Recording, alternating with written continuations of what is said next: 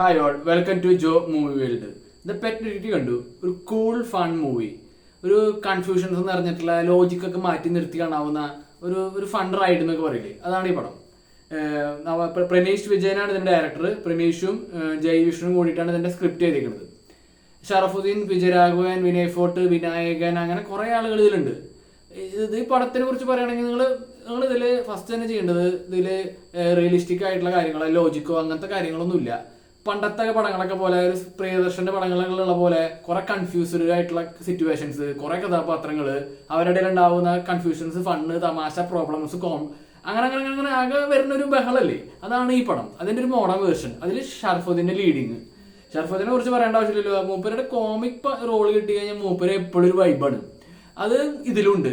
ഒപ്പം ഒരു വ്യത്യാസം എന്ന് പറയുന്നത് ചില സ്വാഗ് ഇതിൽ കിട്ടിയിട്ടുണ്ട്. അതിന് വേണ്ടിയിട്ട് ചില ഹീറോയിക് മൊമെന്റ്സുകൾ ഇങ്ങനെ, അത് വെറും മാസമായിട്ടല്ല, ഫണ്ണുണ്ട്, എന്നാലും മൂപ്പർക്ക് സ്വാഗ് ഉണ്ട്, ആക്ഷൻസ് ഒക്കെ ചെയ്യാം, നൈസായിട്ട് ചെയ്യാം, അതിലൊരു രസം ഉണ്ടെന്ന് കാണിക്കുന്ന തരത്തിലുള്ള സീൻസ് ഇതിലുണ്ട്.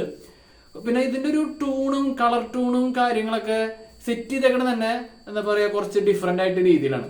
ക്യാമറ വർക്ക് ആണെങ്കിലും ശരി, അതിന്റെ കളറിങ്, ഇവരുടെ കോസ്റ്റ്യൂം എല്ലാം നമുക്കിങ്ങനെ വൈബ്രന്റ് ആയിട്ട് ഇങ്ങനെ ഫുള്ള് ആ ഒരു എനർജറ്റിക് ആയിട്ടുള്ള ഒരു രീതിയിലാണ് സെറ്റ് ചെയ്തേക്കുന്നത്. പിന്നെ ഇതിൽ വരുന്ന എല്ലാ കഥാപാത്രങ്ങൾക്കും ഒരു പെക്യുലിയർ ആയിട്ടുള്ള എന്തെങ്കിലും ഒരു ക്രേസി, ഒരു ഡിഫറെന്റ്, ഒരു പെക്യുലിയർ, ഒരു വ്യത്യസ്തത ഉണ്ടായിരിക്കും.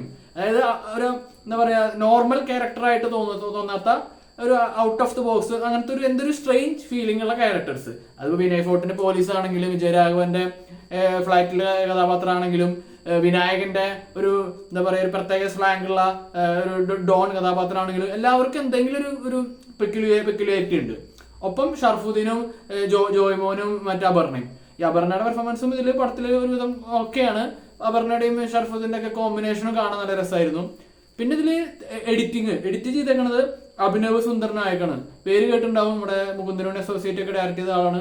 മൂപ്പരാണ് ഇതിന്റെ ഡയറക്ടർ, എഡിറ്റർ. മൂപ്പര എഡിറ്റിങ്ങിന് ഇതിന് ഭയങ്കര പ്രാധാന്യമുണ്ട്. കാരണം ഒരു 2 മണിക്കൂറിന് അടുത്തോ പടമുള്ളൂ.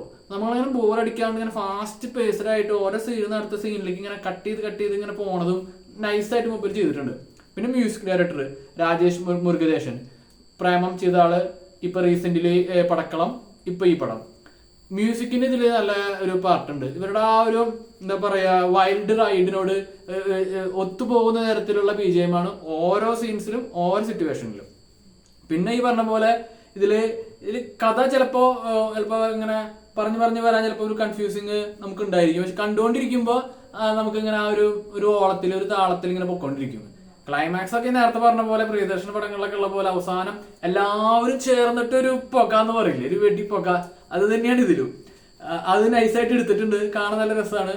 പിന്നെ പറഞ്ഞില്ലേ, വളരെ കുറച്ച് നേരം, നമുക്ക് അധികം ബോറടിക്കാനോ അധികം ചിന്തിക്കാനോ ഒന്നും നേരമില്ല, നമ്മളിങ്ങനെ കണ്ടിരിക്കും. എനിക്ക് പടം ഒരു വർക്കായി. അത്യാവശ്യം ഞാൻ നേരത്തെ പറഞ്ഞ പോലെ ഒരു കൂൾ ഫൺ റൈഡ്. അത് തന്നെയാണ് പെറ്റ് ഡിറ്റക്റ്റീവ്.